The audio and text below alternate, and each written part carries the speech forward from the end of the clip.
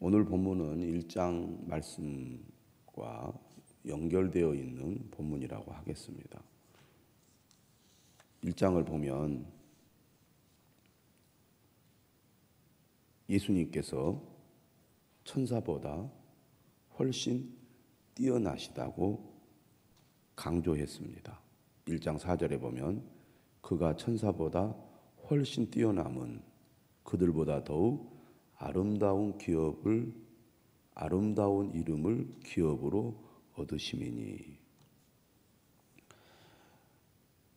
예수님이 천사보다 더 뛰어나심을 7개의 구약 인용을 통해서 설명을 하고 계시죠. 유대인들에게 있어서 천사는 하늘에서 하나님을 경배하고 하나님의 계시를 전달하는 역할을 합니다. 또 하나님의 명령을 수행하고 이스라엘을 위한 전쟁을 수행하는 뛰어난 영적 존재지요. 1장에서 천사를 예수님과 비교한 것은 유대인에게 익숙한 천사의 역할보다 더 뛰어난 예수님을 강조함으로써 예수님께 대한 관심을 더 갖도록 하기 위함이었습니다. 1장 2절에서 3절에 보면 예수님이 어떤 분이신지 묘사하고 있는데요. 하나님의 아들이요 만유의 상속자요 또 창조자라고 말씀합니다. 뿐만 아니라 하나님의 영광의 광채요 그 본체의 형상이라고 표현함으로써 예수님께서 이 땅에 오신 참 하나님이심을 증거하고 있습니다. 그분은 창조자일 뿐만 아니라 그의 능력의 말씀으로 만물을 붙드시는 분이심을 강조하고 있고 이 땅에 오셔서 죄를 정결하게 하는 일을 하셨다고 말씀하고 있습니다. 그리고 지금 높은 곳에 계신 지극히 크신 이의 우편에 앉아 계심으로 하나님과 동등한 지위를 가지고 계심을 주장하고 있습니다. 이러한 하나님의 아들이신 예수님은 천사와 비교해 볼 때 그 탁월성이 드러난다고 말씀하고 있죠. 천사를 향해서는 내 아들이라 이렇게 말씀하지 않았고 천사들은 하나님의 사역자로 도구로 사용된 존재라고 한다면 예수님은 그의 보좌가 영영하고 주의 나라의 규가 공평한 규라고 말씀하시면서 예수님은 왕이시라는 것을 강조했습니다. 또 뿐만 아니라 예수님은 영존하신 분으로서 태초에 땅의 기초를 두신 분이고 그의 연대는 다함이 없다고 하심으로 천사와 비교할 수 없는 탁월함과 우월함을 가지고 계신 분이라고 강조를 했습니다. 그렇기 때문에 오늘 2장 1절은 이렇게 얘기합니다. 그러므로 우리는 들은 것에 더욱 유념함으로 우리가 흘러 떠내려 가지 않도록 함이 마땅하니라.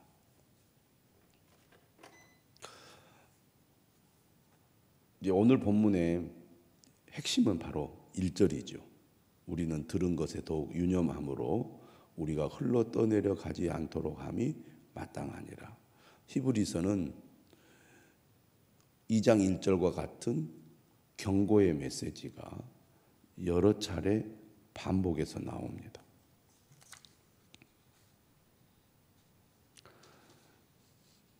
(1절을) 보면 우리는 들은 것에 라는 표현을 통하여 지금 히브리서를 처음 읽는 독자들이 예수 그리스도를 통하여 우리에게 주신 하나님의 진리를 이미 들어 알고 있다는 것을 알 수 있습니다. 그들은 복음의 진리, 예수 그리스도께서 우리에게 주신 하나님의 말씀을 잘 알고 있는 사람들입니다. 그런데 그들이 지금 어떤 상태에 있느냐? 흘러 떠내려가지 않도록 함이 마땅하니라. 이 표현을 통하여 지금 이 말씀을 듣는 성도들 가운데 거짓 가르침에 흔들리는 사람들이 상당히 있다는 얘기입니다. 완전히 떨어지지는 않았지만 가만두면 지금 위험하다는 말을 하고 있습니다. 흘러 떠내려가지 않도록 함이 마땅하니라. 가만히 있으면 어떻게 됩니까? 저절로 흘러 떠내려가게 되는 그런 상황을 가리키는 것입니다. 그렇기 때문에 들은 것에 더 집중해야 된다. 이렇게 얘기하고 있는 것이죠. 1절에 더욱 유념하여라는 표현이 나옵니다. 더욱 유념함으로. 유념하다라는 단어는 배를 항해할 때 항해하는 것과 관련이 되어 있는 단어입니다. 항로를 유지하거나 닻을 내리는 것을 말할 때 사용하는 단어예요. 우리가 신앙이라는 항로에서 벗어나지 않기 위해서는 배의 키를 올바로 유지하거나 해류에 쓸려가지 않기 위해 닻을 굳게 고정시켜야 한다는 의미입니다.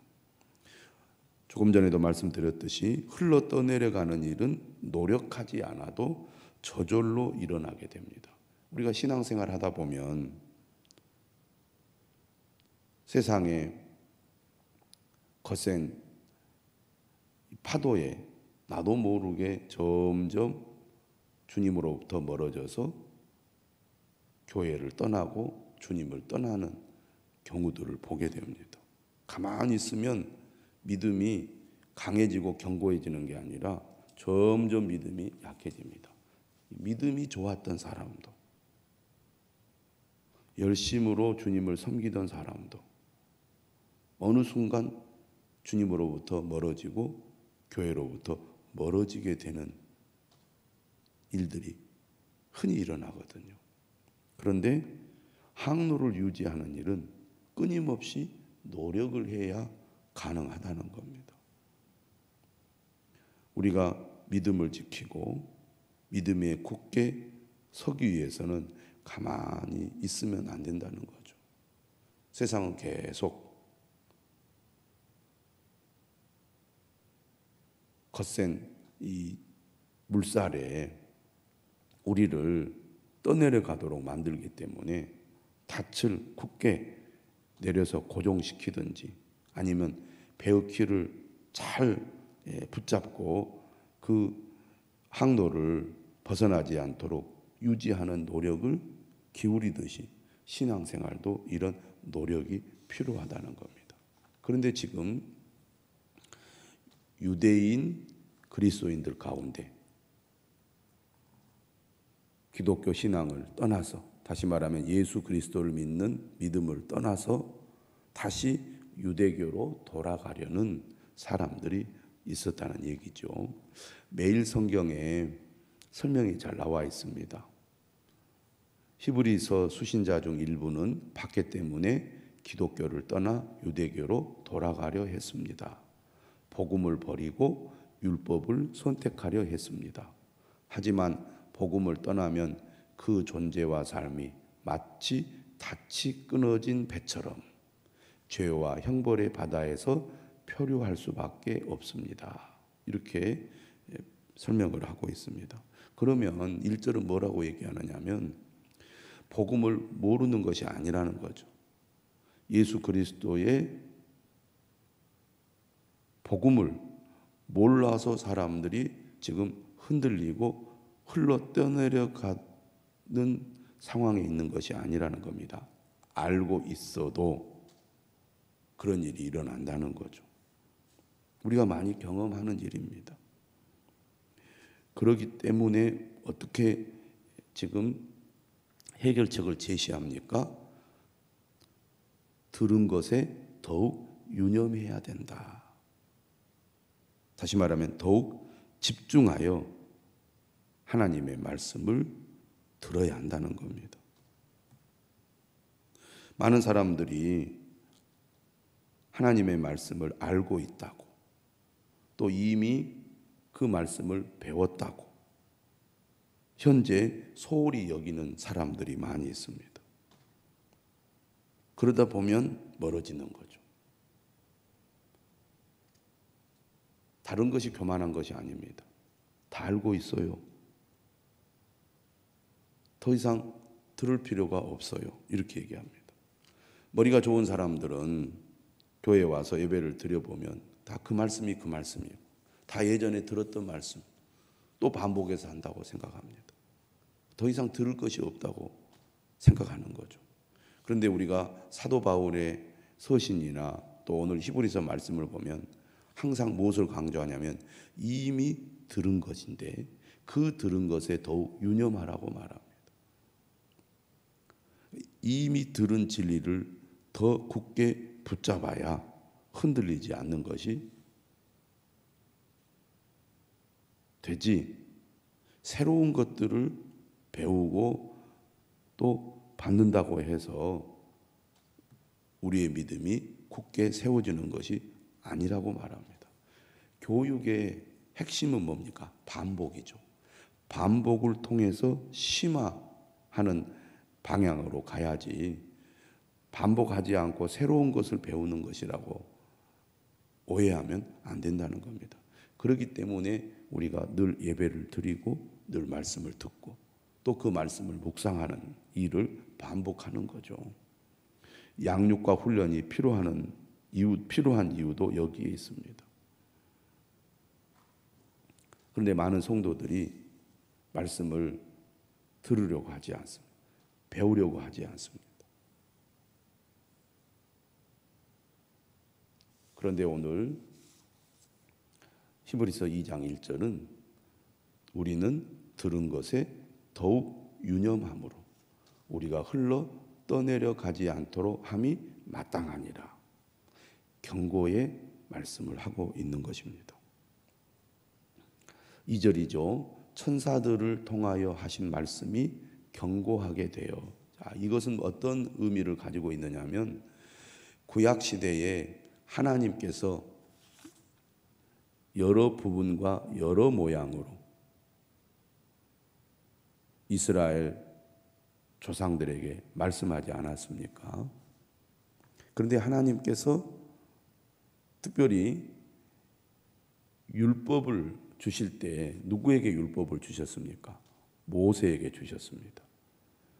그런데 이스라엘 백성들, 유대인들은 하나님께서 모세에게 주신 율법을 어떤 통로를 통해서 주셨다고 믿고 있느냐면 천사들을 통하여 주셨다고 믿고 있는 겁니다. 그러니까 2절에 천사들을 통하여 하신 말씀은 모세에게 주신 구약의 율법을 가리키는 겁니다. 유대인들은 다시 말하면 예수님 당시의 유대교는 구약의 율법을 철저하게 지키는 사람들이었습니다.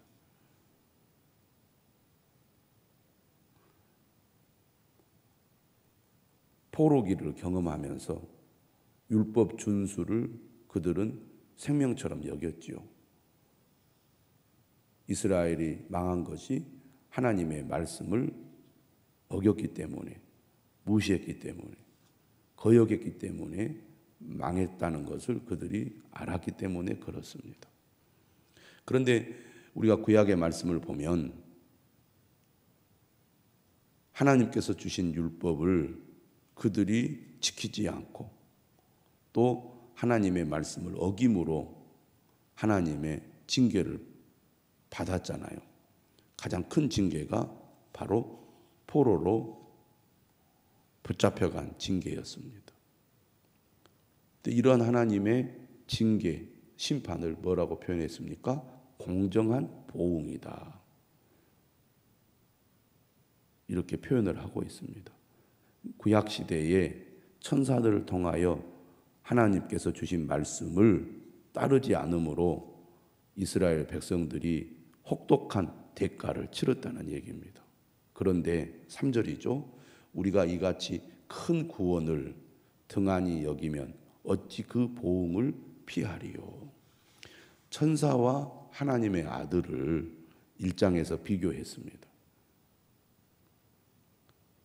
천사와 하나님의 아들은 비교 대상이 되지 않죠. 1장 4절에서 하나님의 아들 예수 그리스도는 천사보다 훨씬 뛰어난 분이라고 말하고 있지 않습니까? 이처럼 하나님의 아들이 직접 우리에게 말씀하셨는데 예수 그리스도의 말씀을 듣고 우리가 받는 이 큰 구원을 등한히 여긴다면 어떻게 그 보응을 피할 수 있겠느냐? 심판을 피할 수 있겠느냐? 천사를 통하여 하나님께서 주신 율법을 어겨도 그 대가가 혹독한데 하나님의 아들이 직접 와서 전한 이 큰 구원의 말씀을 거부하면 어찌 그 보응을 피하겠느냐 하는 말입니다. 그러면 이 구원의 말씀은 어떻게 지금 초대교회 교인들에게 전해졌느냐? 3절 하반절은 이렇게 말합니다. 이 구원은 처음에 주로 말씀하신 바요. 주는 누굽니까? 예수 그리스도죠. 예수 그리스도께서 이 땅에 오셔서 제자들에게 말씀을 전했습니다. 그리고 예수님의 제자들, 사도들이 누굽니까? 들은 자들이죠. 들은 자들이 우리에게 확증한 바니. 기독교 신앙은 예수 그리스도께서 전하신 하나님의 말씀을 직접 듣고 또 예수님으로부터 이임받은 사도들의 증언을 우리가 믿는 것이죠. 그래서 신약 성경은 사도의 증언을 기록한 책이라고 하겠습니다. 사도들의 신앙을 우리가 계승하여 믿는 거죠. 그래서 예수님으로부터 사도들을 통하여 성도들에게 이 복음이 전해졌습니다. 4절은 뭐라고 말합니까? 하나님도 표적들과 기사들과 여러 가지 능력과 이렇게 표현하고 있습니다. 그러니까 하나님께서 어떤 분이시죠? 말씀하시는 분이죠. 그 다음에 또 이렇게 얘기합니다. 자기의 뜻을 따라 성령이 나누어 주신 것으로서 그들과 함께 증언하셨느니라. 그러니까 3절과 4절의 말씀을 보면 삼위 하나님, 다시 말하면 성부, 성자, 성령 하나님께서 우리에게 말씀하셨다는 것입니다.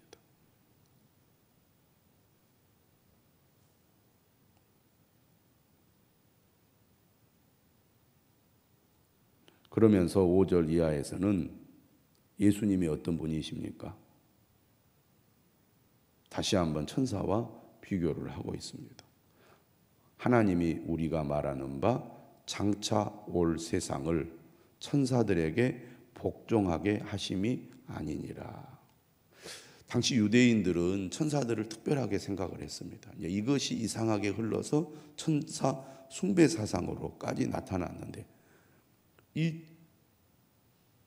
천사들이 하나님을 경배하고 하나님의 말씀을 전달하는 역할을 했는데 하나님께서는 천사들이 세상을 다스리는 존재로 세우지 않으셨다는 거죠. 오직 예수 그리스도에게만 그러한 권한을 부여하셨다는 얘기입니다. 그런데 장차 올 세상이라는 표현을 쓰고 있죠. 이 말은 아직 하나님의 구원이 완성되지 않았다는 것을 의미합니다. 여전히 우리가 사는 이 세상은 구원의 과정 속에 있는 거죠. 이제 뒤에도 나옵니다. 6절은 이렇게 얘기합니다. 그러나 누구인가가 어디에서 증언하여 이르되, 자, 이것은 시편 8편의 말씀을 지금 인용하는 겁니다. 사람이 무엇이기에 주께서 그를 생각하시며 인자가 무엇이기에 주께서 그를 돌보시나이까. 이 시편 8편에 나오는 인자와 사람은 바로 예수 그리스도를 예언한 말씀으로 지금 인용을 하고 있죠. 그를 잠시 동안 천사보다 못하게 하시며, 7절에 그는 예수님을 가리키는 겁니다. 잠시 동안 천사보다 못하게 하셨다는 것은 예수님께서 이 땅에 인간으로 오셨다는 것을 의미합니다. 그런데 이 땅에 인간으로 오신 예수님께서 어떻게 하십니까? 결국 부활하시고 승천하심으로 영광과 존귀로 간을 쓰게 된 거죠. 그리고 만물을 그 발에 복종하게 하셨습니다. 그런데 8절은 이렇게 설명을 하죠. 만물로 그에게 복종하게 하셨은즉 복종하지 않은 것이 하나도 없어야 하겠으나 지금 우리가 만물이 아직 그에게 복종하고 있는 것을 보지 못하고, 예수님은 이 땅에 오셔서 고난을 받고 죽임을 당하고 부활하셔서 승천하셨죠. 영광과 존귀를 얻으셨습니다. 그렇지만 이 세상은 모두가 다 예수 그리스도 앞에 무릎을 꿇고 복종하고 있는 것은 아닙니다. 구원의 완성이 이루어지지 아직 않은 것이죠. 여전히 이 세상은 악을 행하고 불의를 행하고 하나님을 거부하고 예수 그리스도를 믿지 않는 사람들이 많이 있다는 얘기입니다. 그러나 예수님께서 재림하실 때 이 모든 것이 완성이 되고 이루어질 거라는 것이죠. 다시 말하면 만물이 예수 그리스도에게 온전히 복종하게 될 거라는 겁니다. 9절이죠. 오직 우리가 천사들보다 잠시 동안 못하게 하심을 입은 자, 예수님이죠. 곧 죽음의 고난 받으심으로 말미암아. 예수 그리스도께서 인간이 되셔서 이 땅에 오셔서 죽음의 고난을 받으셨죠. 그리고 그것을 통과하여 부활하심으로 영광과 존귀로 간을 쓰셨습니다. 지금 예수 그리스도를 믿는 성도들은 예수님께서 죽으시고 부활하신 사실을 알고 믿고 있습니다. 이를 행하심은 하나님의 은혜로 말미암아 모든 사람을 위하여 죽음을 맛보려 하심이라. 이 땅에 예수님께서 왜 오셨습니까? 죽으려고 오셨죠. 누구를 위하여? 모든 사람을 위하여. 인간의 죄 때문에 예수님은 십자가에 못 박혀 죽으셨습니다. 하나님의 아들 예수 그리스도께서 천사보다 못한 모습으로 이 땅에 오셔서 죽으심으로 말미암아 그를 믿는 자들이 구원을 받게 되는 겁니다. 하나님의 아들, 천사보다 훨씬 뛰어나신 예수 그리스도께서 이 땅에 오셔서 우리를 위하여 십자가에 못 박혀 죽으신 것입니다. 이 그리스도를 믿는 믿음을 어떤 일이 있어도 포기하거나 그리고 멀리해서는 안 된다는 것을 오늘 히브리서 2장 1절에서 9절은 강조하고 있는 것입니다. 그러므로 우리는 들은 것에 더욱 유념함으로 우리가 흘러 떠내려 가지 않도록 함이 마땅하니라. 예수 그리스도를 믿는 믿음을 굳게